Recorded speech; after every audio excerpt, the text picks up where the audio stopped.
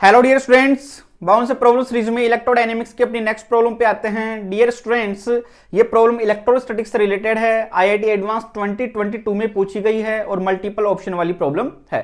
तो देखिए, इस तरीके से अपने को एक रेगुलर हेक्सागन गिवन है जिसकी साइड है स्मॉल ई। इसके चारों तरफ 6 चार्ज रखे हुए हैं जिनमें 5 चार्ज की वैल्यू है स्मॉल क्यू और लास्ट वाला जो चार्ज है उसकी वैल्यू अपने को गिवन है एक्स।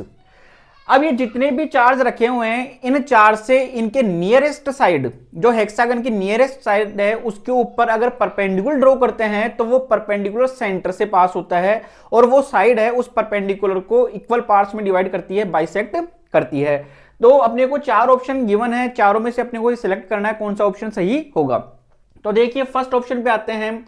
इस तरीके से ये हेक्सागन हो गया, ये इसका सेंटर हो गया। First, second, third, fourth, fifth, 5 charge हो गए जिनकी वैल्यू स्मॉल क्यू है और लास्ट वाला चार्ज यहां पे रख दिया x.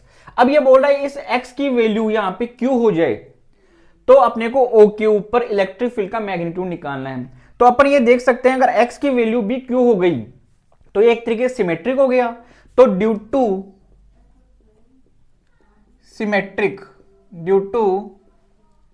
Symmetric electric field at O is 0।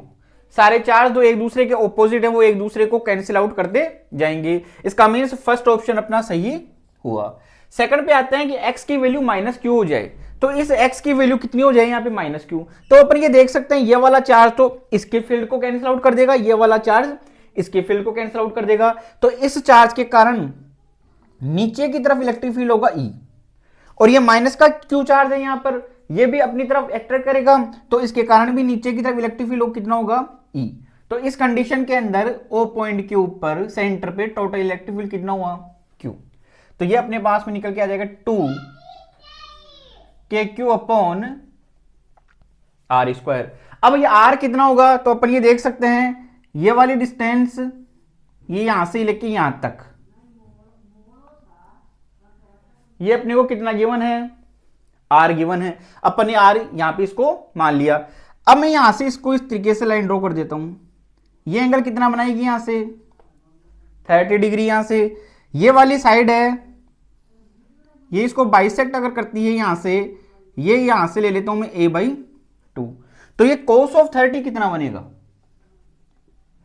cos of 30 अपने पास में क्या बनेगा बेस अपॉन हाइपोटेनियस, और इस वाली वैल्यू को ले लेता हूं मैं यहां से d,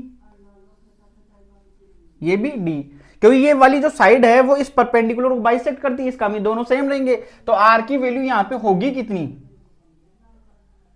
2d। तो अपन इस d की वैल्यू फाइंड कर लेते हैं यहां से। तो cos ऑफ 30 कितना होगा बेस अपॉन हाइपोटेनियस, बेस तो कितना होगा यहां से d और हाइपोटेनियस कितना होगा यहां से, इसकी साइड कितनी होगी ये वाली, तो a हो जाएगी यहां से। तो ये कितना हुआ a, तो ये d की वैल्यू अपने पास में कितनी निकल के आ गई √3/2a। इस वैल्यू को मैं यहां पे पुट अप कर देता हूं तो O पॉइंट के ऊपर पोटेंशियल इलेक्ट्रिक फील्ड निकल के आएगा 2 KQ अपॉन ये कितना हो जाएगा 2d, उसका स्क्वायर तो 4d स्क्वायर।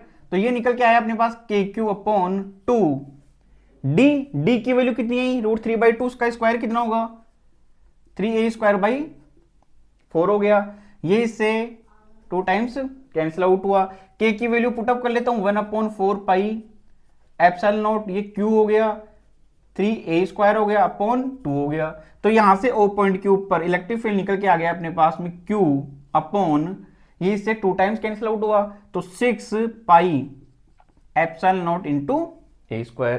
ये वाला ऑप्शन मिल रहा है अपने को, इसका मीन्स बी वाला भी सही है यहां पे।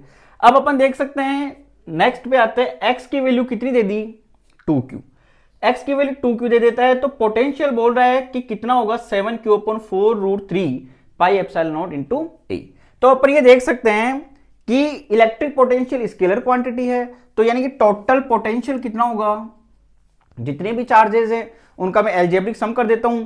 तो ये वाला कितना हुआ यहां से 2q गिवन है, फर्स्ट वन ये q, ये वाला q, ये वाला q, ये वाला q और ये वाला q, 5q हो गया। x की वैल्यू 2q हो गई तो ये अपने पास में आया 7q। और कितना होता है पोटेंशियल KQ अपॉन R, तो ये KQ की वैल्यू कितनी हो गई 7q अपॉन R।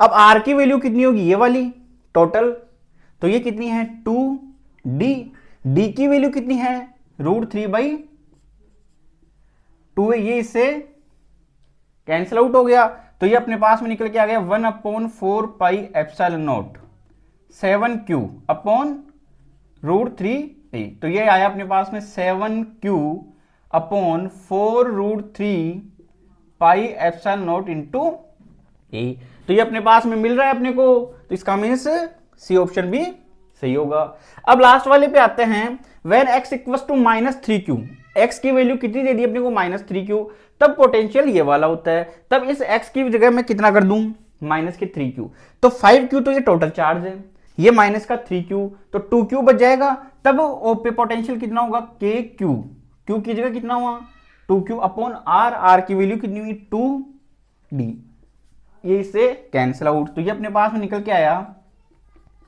1/4πε0 q, और ये कितना हुआ √3/2, तो ये निकल के आ गया 2q अपॉन 4√3πε0 इंटू ए।